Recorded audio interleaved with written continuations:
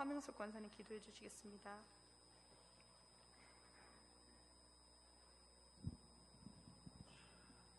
영화롭고 존귀하신 하나님 감사합니다. 이렇게 주님의 몸된 교회에 함께 모여 수요예배 다시 드리게 하심을 감사합니다. 범사에 감사하라는 말씀을 주셨지만 평범하고 소중했던 일상생활에 감사하지 못하고 기도하지 못했음을 고백하고 회개합니다. 보고 싶은 이가 많아졌습니다. 만나고 싶은 이가 많아졌습니다.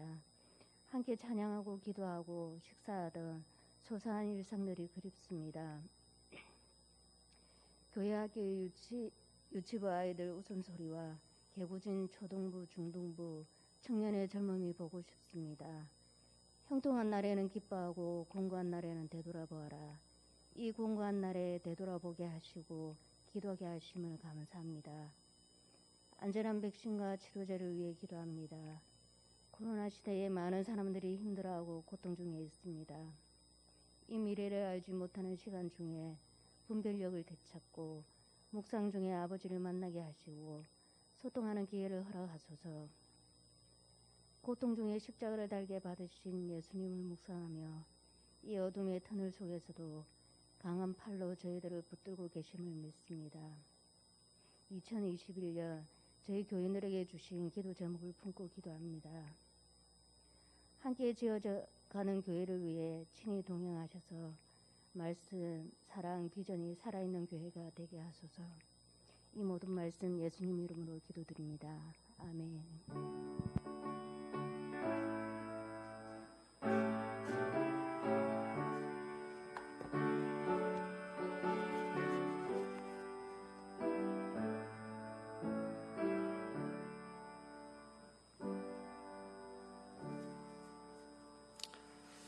하나님께서 주신 말씀은 사무엘하 19장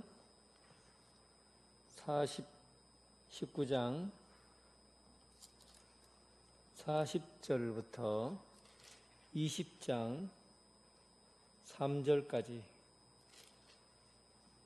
사무엘하 19장 40절부터 20장 3절까지, 사무엘하 19장 40절부터 20장 3절입니다. 한 절씩 교독하겠습니다. 왕이 길갈로 건너오고 김함도 함께 건너오니 온 유다 백성과 이스라엘 백성이 절반이나 왕과 함께 건너니라.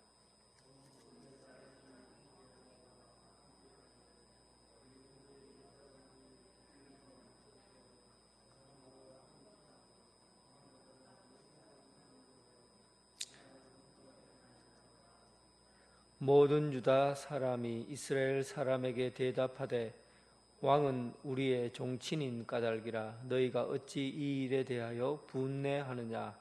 우리가 왕의 것을 조금이라도 얻어먹었느냐? 왕께서 우리에게 선물로 주신 것이 있느냐?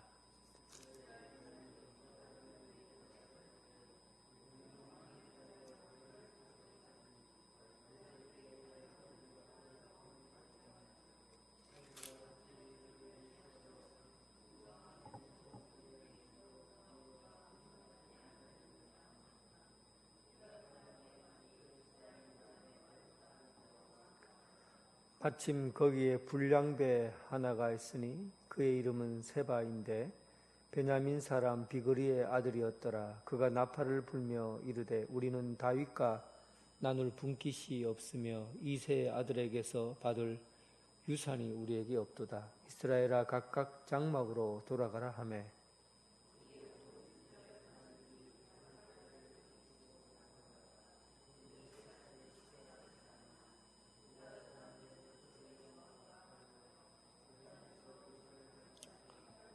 (3절입니다) 다윗이 예루살렘 본궁에 이르러 전에 머물러 왕궁을 지키게 한 후궁 10명을 잡아 별실에 가두고 먹을 것만 주고 그들에게 관계하지 아니하니 그들이 죽는 날까지 갇혀서 생갑으로 지내니라. 아멘.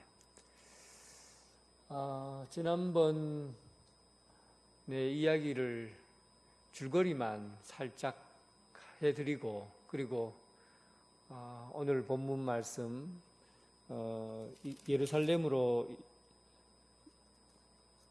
다윗 왕이 예루살렘으로 들어가는 과정과 그리고 그 일에 대해서 반역을 꾀했던 세바의 반역, 그리고 마지막으로 왕궁의 궁녀들이 다윗을 맞이하고 그 궁녀들과의 관계, 이 네 가지 이야기를 함께 나누고자 합니다. 기억을 한번 되살려 보시면 좋을 것 같아요. 압살롬이 쿠데타를 일으켰어요.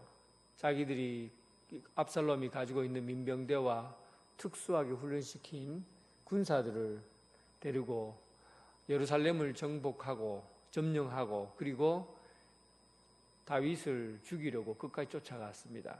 그때 요압의 군대에 의해서 압살롬이 여러 번 창에 찔려 죽게 되고, 그리고 비참한 최후를 맞이한 이후에 다윗은 이제 유다의 장로들의 권면을 통해서 다시 왕궁으로 가기로 결정하고 예루살렘으로 향해 가려고 길을 나섰습니다. 요단강을 건넜는데 바후림 사람 시므이를 만나게 되죠. 바후림 사람 시므이는 다윗이 도망쳐 갈 때 저주를 받아라 하고는 저주를 퍼부었던 나이 드신 늙은입니다. 그 시므이를 다윗이 용서해 주죠. 그가 그를 죽이려 했지만 그를 용서해 주고 받아들입니다. 그리고 지나가다가 또 사울의 손자 무비보셋이 수염을 깎지 않고 목욕을 하지 않는 채 무비보셋이 다윗을 만나려고 옵니다. 그때 그의 전후 사정을 이야기하고, 내가 다윗을 만나러 지금 만나게 된 것은 나를 지켜준 시바라는 그 종이 자기를 속이고 그리고 나를 당신에게 가지 못하도록 했다. 내 재산을 다 자기가 챙겼다. 그런 얘기를 하죠. 어쨌든 그 무비보셋에게 다윗은 전후 사정 얘기를 다 듣고는 무비보셋에게 시바와 재산을 나누어 가지라라고 말을 합니다. 그리고 그가 이제 마지막 길목에서 자기를 도와줬던 바르실레를 만나게 되는데, 이 바르실레는 나이가 많은 80세 된 노인이었어요. 바르실레는 다윗의 그 어떤 길에서든지 그가 가장 어렵고 힘들 때 군인들이 충분히 먹을 수 있는 양식을 제공해 준 사람이었습니다. 그래서 다윗이 바르실레를 데리고 예루살렘으로 가고자 했지요. 이제 당신이 나와 함께 예루살렘에 가서 평생 부를 누리며 살 수 있도록 해주겠다라고 얘기하니까 바르실레는 이제 저는 이미 나이가 80이 되었고 늙었고 저에게는 희망이 없습니다. 저를 데려가지 마시고 내 아들 자기 손주 김함을 데리고 가라고 그의 아들 김함을 추천했죠. 그래서 다윗이 솔로몬에게 나중에 이 김함을 잘 기억하고 잘 돌보라고까지 얘기를 합니다. 어쨌든 이렇게 지난번에 다윗을 만났던 사람들에 대해서 기억을 한번 떠올려 보시면 좋을 것 같아요. 다윗은 자기가 당한 것들, 자기 길목에서 저주를 퍼붓고 다윗을 비난하고 욕했던 그런 사람들을 향해서 그는 도리어 원수를 갚지 않고 그들을 용서하고 받아들이고 그리고 자기 자리로 돌아가도록 했습니다. 다윗의 정책은 관용 정책이에요. 너그럽게 받아들이고 포용하는 정책을 쓴 겁니다. 자기에게 저주를 퍼부었던 시므이에게조차도 그를 용서했던 겁니다. 데살로니가 전서 5장 15절에 삼가 누가 누구에든지 악으로 악을 갚지 말라. 사도 바울이 성도들에게 한 얘기예요. 서로 원수가 지거나 서로 감정이 상해 있어도 원수를 원수로 갚지 말라. 악을 악으로 갚지 말라라는 그런 말이죠. 다윗은 하나님의 말씀에 나와 있는 것처럼 악한 짓을 했다고 원수를 갚으려 하지 않고 도리어 그들을 받아들이고 포용해 주었습니다. 다윗의 정책은 관용 정책이에요. 그리고 바르실레라는 사람을 우리가 주목해 봐야 했는데, 이 바르실레는 자기의 마지막 남은 힘을 다음 세대인 자기 아들에게 양보합니다. 그리고 다윗은 솔로몬에게 바르실레의 아들 기맘을 소중히 여기라고 부탁을 해요. 사람을 얼마나 많이 만나느냐가 중요한 게 아닙니다. 기억에 남는 사람이 되어야 되죠. 여러분, 우리가 어떤 사람을 만나면 한번 기억하고 오랫동안 기억에 남는 사람이 있는 반면에 수백 번, 수천 번을 만나도 기억에 남지 않는 사람이 있어요. 바르실레는 다윗의 기억에 오래 남아있는 사람입니다. 왜 다윗에게 바르실레는 오래 기억에 남는 사람입니까? 바르실레와 같이 다윗에게 도움을 준 사람이기 때문에 그래요. 약할 때 힘이 되어준 사람, 마음에 아플 때 상처를 치료해 줄 수 있는 위로가 되어주는 사람, 이런 사람들은 기억에 오래 남는 사람입니다. 여러분, 우리 성도와의 이 아름다운 교제는 그냥 만남으로 기억되는 것이 아니라, 여러분 성도와의 교제 가운데 오래 기억에 남는 그런 만남이 되길 바랍니다. 서로에게 필요한 사람이 되어주는 거죠. 서로의 아픔을 만져주는 사람이 되어주고, 약할 때 도움을 줄 수 있는 사람이어야 기억에 남는 사람이 됩니다. 우리 성도와의 아름다운 교제가 이렇게 서로에게 도움이 되는 그런 기억에 남는 그런 만남이 되길 주님의 이름으로 축원합니다. 이스라엘 사람들이, 오늘 본문에 보면 이스라엘 사람들이 이제 다윗을 중심으로 해서 이스라엘과 유다 사람들이 요단강을 건너 예루살렘으로 들어오려고 하는 그런 왕의 행차에 놓여져 있습니다. 오늘 본문 19장 40절부터는 왕과 더불어서 예루살렘으로 들어오는 그런 장면이에요. 그런데 이 이스라엘 사람들, 지금 이스라엘 사람이라는 것은 유다를 제외한 10개의 지파, 북쪽에 있는 사람들을 의미해요. 북쪽에 있는 10개의 지파 사람들과 유다 사람들이 두 그룹이 나누어져 있는 것을 볼 수가 있어요. 이때 예루살렘으로 올라가는 그 길에서 다윗을 호위한 사람이 누구냐 하면, 다윗 옆에서 호위를 맡은 사람이 바로 유다 지파 사람이었어요. 그래서 유다 지파 사람들이 딱 다윗을 옆에 딱 붙어서 다윗과 함께 그 예루살렘으로 가는 길에 호위병처럼 그렇게 다윗의 가족과 다윗을 지켜서 보호하고 있었던 겁니다. 이럴 때 이스라엘 사람들이 유다 사람들에게 화를 낸 거예요. 불평을 한 겁니다. 어떻게 우리가 이 다윗 왕을 예루살렘으로 모셔오기까지 얼마나 우리 열지파 사람들이 군사력을 동원하고 그리고 많이 힘써서 도왔는데, 왜 우리를 제외하고 당신들끼리만 다윗을 감싸고 그리고 다윗을 호위하고 가느냐? 우리는 과연 뭐냐? 우리는 다윗 왕에게 받을 기업이, 받을 몫이 하나도 없단 말이냐? 우리는 10지파이고 너희는 2지파밖에 되지 않는데, 이 10지파의 사람들이 다윗에게 한 일이 얼마나 많은데 우리가 왜 다윗 왕을 호위하지 못하고 너희들끼리만 호위하고 다윗 왕의 모든 일들을 당신들끼리 모든 일을 다 해낸 것처럼 그렇게 하느냐? 여러분, 이게 화가 날 일입니까? 다윗 왕을 호위해서 가는데 자기들이 빠졌다고 분노할 일입니까? 큰 전쟁에서 승리하고 나서 예루살렘으로 다시 돌아가면 되잖아요. 그런데 누가 호위를 하든 그게 무슨 의미가 있습니까? 그게 무슨 대단한 일입니까? 그런데 여러분, 이미 마음에 분열이 생긴 거예요.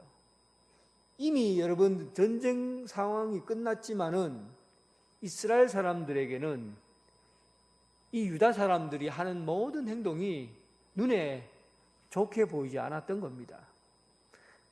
당파를 친 거죠. 파별 의식을 갖게 된 거예요. 참으로 사소하고 보잘것없는 일인데 왕을 호위한다고 아무런 문제가 될 것 아닌데 그게 눈에 거슬린 겁니다. 고린도 교회 여러분 한번 기억해 보세요. 사도 바울이 고린도 교회를 두 번째 방문했을 때 그 교회가 얼마나 아름답게 잘 자랐어요. 근데 두 번째 방문했을 때 교회 분위기가 심상치 않은 거예요. 교회 안에서 서로 당파 싸움을 하고 있는 거예요. 우리 담임 목사가 최고다. 우리 담임 목사가 최고다. 원로 목사가 최고다. 하고는 서로 나는 개바파다. 베드로파라는 거죠. 나는 다윗파다. 나는 바울파다. 그렇게 해서 막 3분 5열 되어 있는 거예요. 이렇게 편가르기를 하고 있습니다. 다윗이 볼 때 기가 막힌 겁니다. 어떻게 교회를 떠난 지 1년 6개월밖에 되지 않았는데 그렇게 나중에 돌아와 보니까 이미 교회가 다 갈라져 있는 거예요.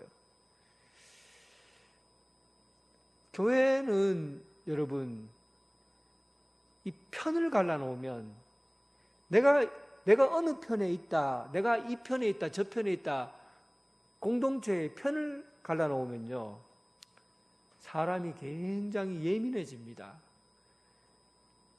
교인들이 예민하고 민감한 것은 이 교회가 갈라져 있을 때, 편이 되어 있을 때 예민해져요. 여러분들도 한번 경험해 보셨을지도 모르겠어요. 나는 장로파다, 나는 목사파다, 또 나는 오래된 교인이다, 나는 새로운 사람이다. 나도 모르게 편을 딱 가르고 나는 이 편이야, 나는 저 편이야, 이렇게 편을 가르는 동안에는요 사람 마음이 좁아져요. 그리고 사람 마음이 날카로워져요. 예민해져요.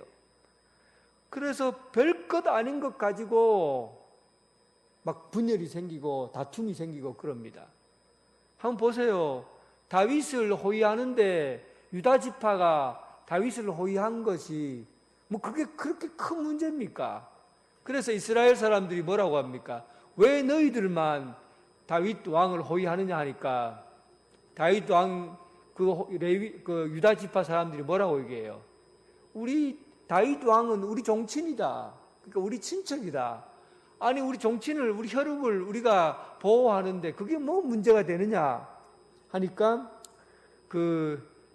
그들이 말하기를 우리가 열지파니까 열몫을 받아야 되고 너희들은 2지파밖에 안 되는데 이 일로 인해서 너희들이 차지할 몫이 커지는 것이 아니냐, 그런 생각을 하고 있는 거예요. 이스라엘 지파 사람들이, 유다 지파 사람이 이스라엘 지파 사람들이 서로 너와 나를 딱 분리하는 순간 눈이 좁아지는 거예요. 사람이 날카로워져요. 그리고는 서로 막 갈라서기 시작한 것이죠. 고린도 교회에서도 이런 일이 일어나게 되었고, 그래서 사도 바울이 교회를 찾아다닐 때마다 뭐라고 합니까? 너희가 하나가 되어야 한다. 예수 그리스도 안에서, 성령 안에서 하나가 되어라. 왜 하나가 되어라는 말을 강조하겠어요? 너희 예수 그리스도의 온전하심 같이 너희가 온전하고 성령이 하나인 것 같이 주가 하나인 것처럼 성령 주도 하나요 성령도 하나인 것처럼 너희가 하나가 되어라. 왜 하나가 되라는 거예요? 자꾸만 우리 인간적인 욕심 마음은요, 성도들이 모이면 서로 너는 가난한 사람들 모임, 너는 돈 많은 사람들, 너는 헬라파, 너는 유대파, 너는 장로파, 너는 목사파, 원로 장로파, 담임 목사파, 이렇게 막 사람들은 모이면 그 모임을 자꾸 당파를 지으려고 하는 속성이 있다는 거예요. 그러니까 교회마다 자꾸 그런 모임 가운데 분열이 일어나는 거예요. 그래서 사도 바울이 뭐라고 합니까? 이런 분열을 일으키는 행위를 보고 너희가 성령 안에서 세례를 받았고 성령을 마시게 되었으니까 성령으로 하나가 되라, 이렇게 권면을 해요. 그러니까 하나가 되는 것이 어려운 일이니까 성령님께 도움을 구하라는 얘기입니다. 성령님께서 우리 삶 가운데 임하셔서 우리 이 무너진 공동체를 하나가 되게 해달라고 성령님께 기도하고 간구하라는 내용입니다. 그리고 여러분, 교회의 분열, 공동체의 분열은 성령을 거스르는 일이 되고 맙니다. 교회가 나눠지고 갈라지는 것은 성령의 하나됨을 무시하는 것이니까 결과적으로는 이 분열은 성령의 하나됨을 무시하는 것이고 성령을 거스르는 일이 된다는 겁니다.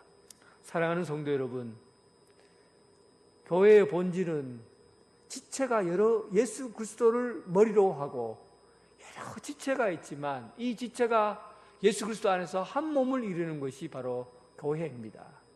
사랑하는 성도 여러분, 예수 그리스도 안에서 한 몸 이루어가기를 주님의 이름으로 간곡히 부탁드립니다. 오늘 본문의 20장에 세바의 반역이 일어납니다. 세바가 어떻게 죽었느냐 하는 것은 다음 주에 말씀을 드릴 테고요. 오늘은 세바가 반역을 일으켰던 그 이유가 무엇이고 어떻게 반역이 일어났느냐는 겁니다. 오늘 본문에는 세바라고 되어 있는데 이 세바는 불량배다라고 소개합니다. 여기서 세바가 불량배라는 것은 그냥 깡패와 같다, 이런 뜻을 가지고 불량배라고 한 것이 아니라 이 세바는 다윗을 배반하고 그 길을 갔기 때문에, 다윗을 배반했기 때문에, 그리고 다윗을 배반해서 다윗을 대항해서 싸우려고 했기 때문에 세바를 불량배라고 성경에는 표현하고 있습니다. 비그리의 아들 세바를 불량배라고 한 것이죠. 이 불량배라고 하는 이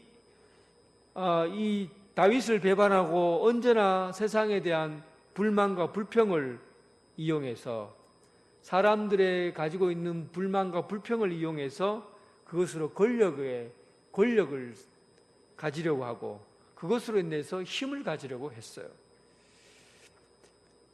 세바는 다윗에 대해서 선동할 때 이렇게 선동합니다. 다윗은 먼저 두 가지를 얘기하는데, 먼저 다윗은 우리와 아무런 상관이 없다. 그들은 유다 지파 사람이다. 혈통으로 보면 우리 지파와 거리가 멀다. 두 번째, 다윗에게는 미래가 없다. 다윗과 함께 살면은 우리에게 줄 수 있는 혜택이 없기 때문에 다윗을 따라다니면 미래가 없다. 그리고는 우리와 세바가 깃발을 딱 꽂고 나를 따르라 하고는, 우리 이스라엘은 이제는 다윗과 결별한다 하고는 북이스라엘 사람들 10지파를 데리고 나가게 되죠. 물론 다윗 세바가 데려간 사람의 숫자는 그의 가족들밖에 없습니다. 어쨌든 오늘 본문에는 세바가 이스라엘 지파 사람들을 데리고 나갔다고 되어 있어요. 그래서 유다 지파 사람들과 예루살렘으로 들어가고 나머지 10지파 사람들은 다윗과 함께 예루살렘으로 들어가지 못했다고 기록하고 있습니다. 그런데 여러분, 여기서 중요한 것은 세바가 어떻게 반역을 하게 되었느냐 하는 거예요. 그것은 대단히 중요한 얘기입니다. 세바가 반역을 일으키려 했던 것은 사람들에게 있는 불평하는 마음을 자기의 힘의 근거로 삼은 거예요. 불평하는 마음을 가지고 사람들의 마음을 결집시킨 거예요. 그러니까 여러분, 이 세바가 악하다는 것은 바로 그런 거예요. 사람들의 불평하는 것들을 모아서 자기 힘의 근거로 삼았다는 겁니다.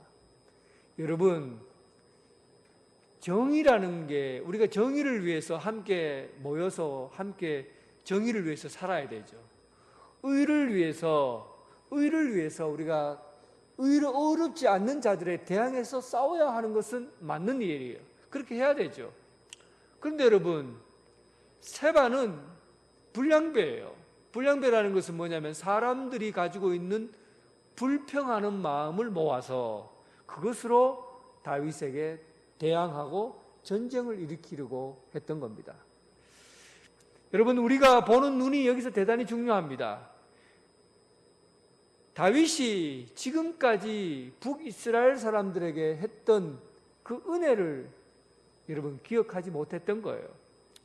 다윗이 북쪽에 있는 이스라엘 사람들을 어떻게 대했는지, 지금까지 어떻게 대했는지 그것을 기억하지 못하게 한 것이죠. 다윗이 사울을 피해 달아나기만 했지 사울에 대해서 여러분 즉각적으로 그를 죽이려고 한 적이 있습니까? 한 번도 사울을 죽이려고 한 적이 없고, 사울의 아들 이스보셋이 북이스라엘을 차지하고 전쟁을 일으켰을 때도 이스보셋을 두 팔 벌려 받아들였던 사람이에요. 뿐만 아니라 이스보셋 아래에 있었던 아브넬이라는 군대 장관을 그를 또 두 팔 벌려 그를 맞이했던 사람이에요. 요나단의 아들 무비보셋을 자기가 함께 한 상에서 밥을 먹게 했던 사람이 바로 다윗이에요. 다윗은 북이스라엘 사람들에게 은혜를 베푸면 베풀었지 그들에게 불평을 가져다 줄 만큼 불합리하게 처신을 한 적이 없습니다. 그런데 세바는 오늘 이 일을 두고 다윗이 유다 백성들만 챙기는 것처럼, 유다 지파만 챙기는 것처럼 그렇게 불평을 만들어내고 그 불평을 모아서 자기 힘을 삼으려 했던 겁니다.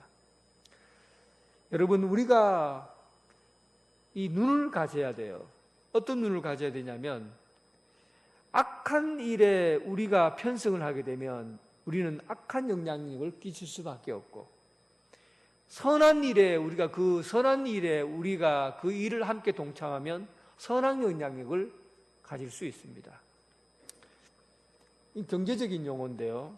경제적인 용어 중에서 예를 들면 주식이 오르면 그 주식이 오를 때 올라타고, 주식이 내리면은 주식이 내릴 때는 주식을 가지고 있는 주식을 팔아라 하는 게 있어요. 이 말은 무슨 말이냐면, 오르는 종목은 언제나 오르려고 하는 성향이 있다는 겁니다. 그걸 추세라고 해요.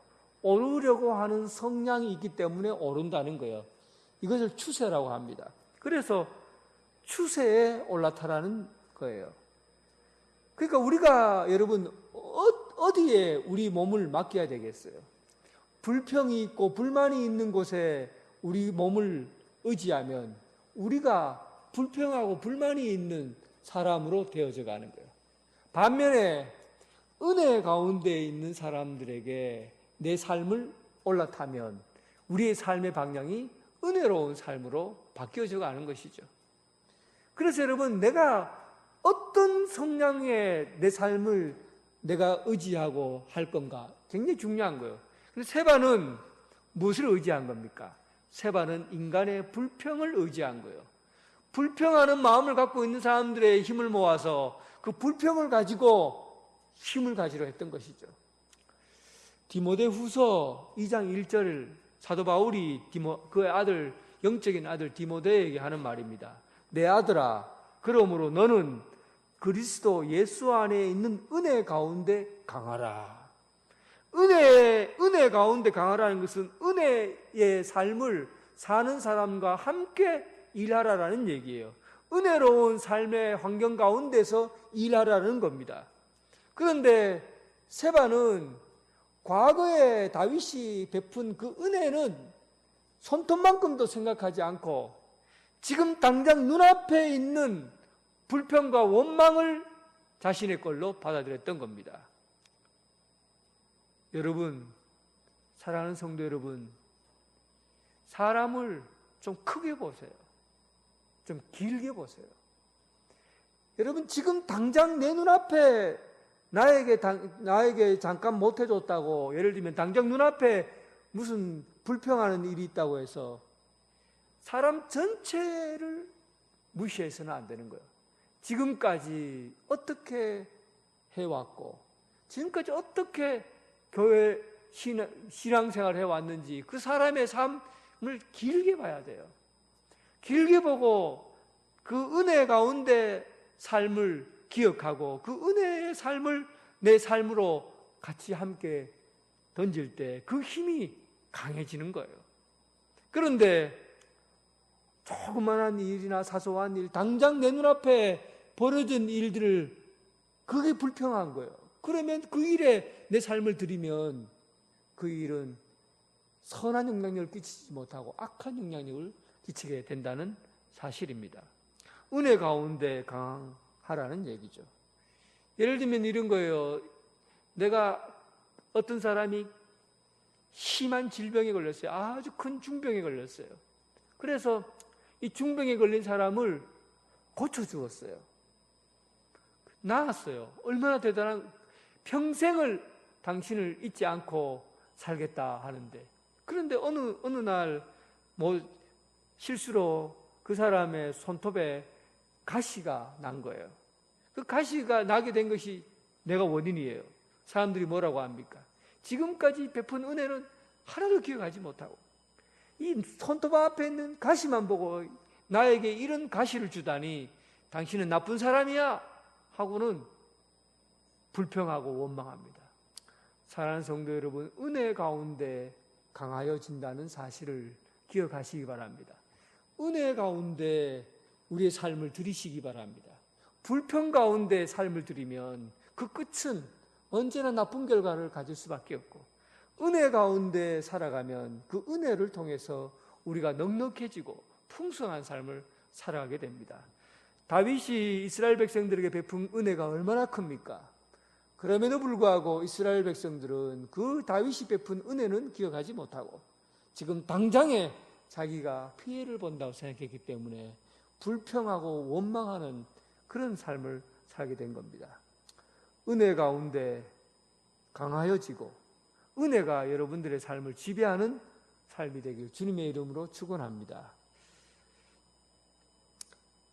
마지막 이야기는 3절에 나와 있어요. 다윗이 예루살렘 본궁에 이르렀을 때 전에 머물러 있던 후궁 10명을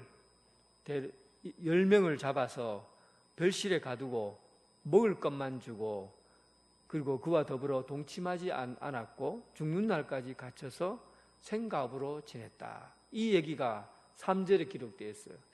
근데 여러분, 이 성경 본문에 후궁이 10명이다라는 이야기와 후궁에 대한 이야기에 대해서 3번이나 기록되어 있어요. 이게 그렇게 대단한 이야기가 아닌데 후궁이 잡혀 있었고 또 후궁을 그냥 다윗이 생갑으로 지내게 했다. 이거 뭐 큰 얘기는 아니에요. 그런데 사무엘하 이 짧은 본문에 3번이나 이 얘기가 기록되어 있어요. 무슨 의미가 있기 때문에 3번이나 기록하지 않았겠어요? 그러니까 후궁 10명에 대한 이야기 첫 번째는 다윗이 압살롬을 피해 도주할 때 그때 후궁을 궁에 머물러 있게 하고 자기 왕실을 지키도록 했어요. 후궁들이 예루살렘 왕궁을 어떻게 지킵니까? 그러니까 이 후궁이 다윗 왕궁을 지키고 있다는 것은 상징적인 의미로 다윗 왕의 권력이 얼마나 컸는가라는 것을 사실은 보여주려고 한 거예요. 어쨌든 첫 번째 이야기는 후궁을 버려두고 왔다는 거고, 두 번째 이야기가 압살롬이 후궁 10명을 자기 것으로 취했죠. 후궁 10명을 취했어요. 여러분, 아들이 아버지 후궁의 그 10명이나 되는 후궁을 취했다고 그를 취해서 공개적으로 동침했다는 것은 남자의 힘, 권력, 이것을 상징적으로 보여주고 있는 겁니다. 내가 후궁을 차지했다라는 것을 통해서 내가 이 권력을 내가 잡았다라는 것을 과시하기 위해서요. 사실은 이것은 전부 성경, 그러니까 이스라엘 백성들이 하나님과의 관계에서 맺어진 것이 아니라 다 이방인들의 풍습이에요. 이방인들에게 있어서 왕은 얼마나 많은 후궁을 가지고 있느냐, 얼마나 많은 후궁을 내가 데리고 있느냐에 따라서 왕의 절대 권력을 나타내는 겁니다.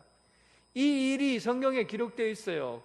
그래서 그 첫 번째 이 후궁을 압살롬이 짓밟아버리고, 그리고 세 번째 오늘 이야기가 본문에 나옵니다. 세 번째, 다윗이 후궁을 별실에 가두고 죽는 날까지 생갑으로 지내게 했다. 정말 인간적이지 않는 이야기죠. 다윗이 이렇게 매정할 수가 있습니까? 어떻게 이렇게 자기 예루살렘을 지키라고 자기끼리 도망쳐 놓고는 나중에 이 후궁을 그냥 가둬놓고 생갑으로 지내게, 이게 얼마나 다윗이 못된 사람인가, 또 다윗이 인간적으로 이렇게 매정한 사람인가, 이렇게 볼 수 있어요. 그런데 오늘 본문에서 단순히 그런 이야기를 하려고 성경에 이 이야기를 기록한 게 아닙니다. 그러니까 후궁이 과연 어떤 역할을 했느냐 하는 부분이에요. 이 후궁을 하나님께서는 언제나 여러 왕이 되더라도 아내를 많이 두는 것, 또 후궁을 두는 걸 원치 않았어요. 그러니까 다윗에게 있어서 아내도 있었지만 후궁이 10명이나 있었는데, 이 후궁을 10명으로 다윗이 가지고 있었던 것은 바로 하나님께서 원하시는 제도가 아니에요. 이것은 다윗 이스라엘 주변에 있는 나라들에게서 찾을 수 있는 풍습이에요. 그러니까 왕이 후궁을 많이 거느림으로 인해서 왕권이 강화되었다라는 것을 과시하는 겁니다. 그래서 이 일은 하나님이 원하는 통치 방법이 아니라는 거예요. 그래서 오늘 이 다윗이 후궁을 따로 가두어 놓고 그들과 만나지 않았다고 하는 것은 큰 결단을 한 겁니다. 그가 그를 무시했다, 그런 의미가 아니라 자기가 지금까지 왕으로서 통치하고 다스렸던 그 통치 방법에 문제가 있다는 것을 스스로 깨달았던 것이죠. 지금까지 예루살렘을 압살롬 자기 아들에게 쫓기면서 그 피난길에 서서 그가 살아오면서 뭘 느꼈겠어요? 그 기나긴 피난길 속에서 내가 이 세상을 다스린다고 생각했는데 결국은 하나님이 다스려야 되는구나 하는 것을 안 거예요. 하나님이 통치하시는 나라가 되어야 된다는 사실을 알게 된 겁니다. 그래서 지금까지 그가 다스렸던 나라는 참으로 인간적인 나라였다는 사실을 알고 인간적인 왕국이 아니라 하나님께서 통치하시는 나라, 하나님 나라의 방법으로 이 나라를 다스려야 되겠다고 결정한 겁니다. 그래서 지금까지 이방인 제도를 따랐던 후궁 제도를 폐지한 거예요. 그리고 하나님께서 직접 다스리시는 나라, 그 나라를 준비하기 위해서 과감한 결단을 내린 겁니다. 방향전환이 일어난 것이죠. 그가 깊은 어둠의 골짜기를 지나면서 큰 고통을 겪을 만한 아픔의 세계를 지나면서 내가 살아온 삶이 잘못되었구나, 내 삶의 방향이 잘못되었구나 라는 것을 깨닫게 된 겁니다. 여러분, 어쩌면 우리에게 닥쳐진 고난은요, 우리의 길을 비춰주는 그런 중요한 사건일 수 있습니다. 여러분 인생에서 깊은 어둠의 골짜기를 지날 때가 어쩌면 하나님께서 우리를 지시해 주시는 가장 밝은 빛 가운데 가는 그런 길일 수 있다는 사실이에요. 혹시 여러분 인생에 바닥을 내디딜 것 같은 그런 깊은 어둠의 골짜기를 지나고 있는 분이 있습니까?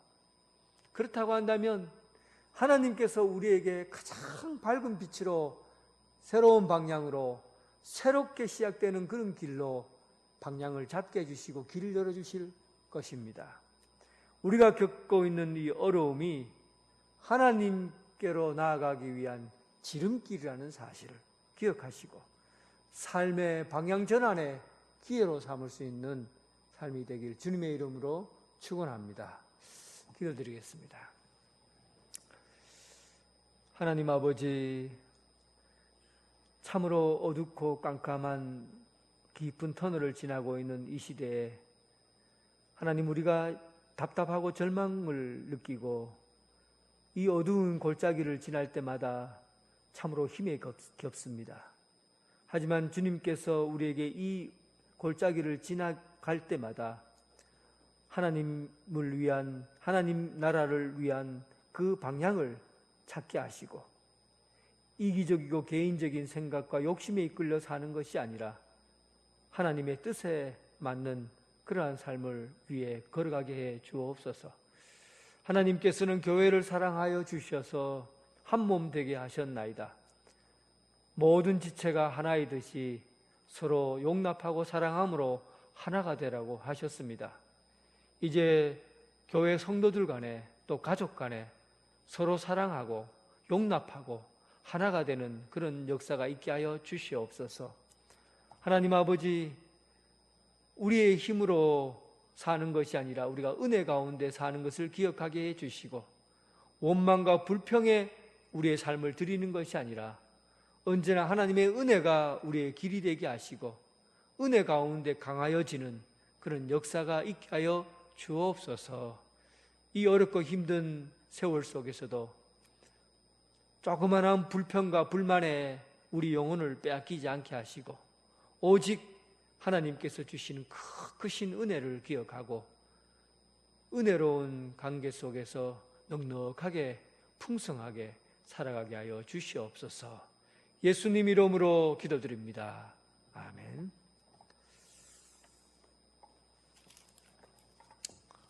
예, 교회 소식 전해드리겠습니다. 새벽 기도가 예전처럼 진행되고 있고요. 지금 그 상황이 조금 좀 완화되기를 좀 바라고 있는데 아직까지는 조금 더 어려운 것 같아요. 그래도 수요 기도회 하고 새벽 기도는 정상적으로 그렇게 하도록 하겠습니다. 다음 오는 주일 2부 예배 후에 재직회가 있습니다. 재직회도 거리두기 하고 좀 방역 지침에 따라서 재직회를 하도록 그렇게 잘 준비하도록 하겠습니다.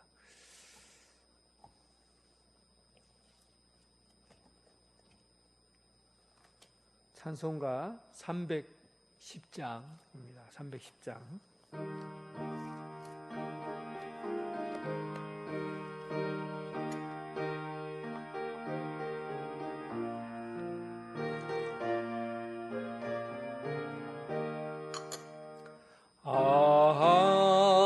하나님의 은혜로 있을 데 없는 자 왜 구속하여 주는지 난 알 수 없도다.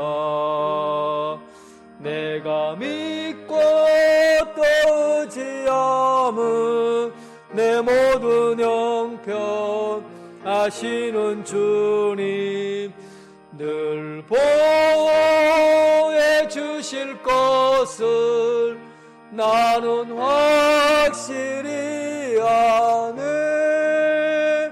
왜 내게 굳세 믿음과 또 복음 주셔서 내 마음이 항상 편한지 난 알 수 없도다. 내가 믿고 또 의지함은 내 모든 형편 아시는 주님 늘 보호해 주실 것을 나는 확실히 아네. 왜 내게 성령 주셔서 내 마음 감동해. 주 예수 믿게 하는지